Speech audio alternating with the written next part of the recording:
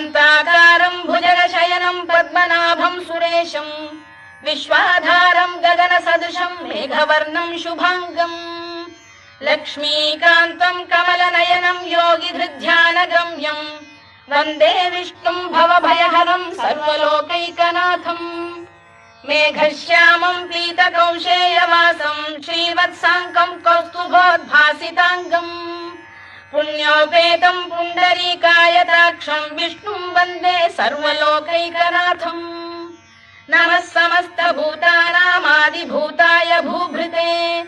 अनेकरूपरूपाय विष्णवे प्रभविष्णवे सशङ्खचक्रं सकिरीटकुण्डलं सपीतवस्त्रं सरसीरुहेक्षणं सहारवक्षस्थलशोभिकौस्तुभं नमामि विष्णुं शिरसा चतुर्भुजम् छायायां पारिजातस्य हेमसिंहासनोपरि आसीनम्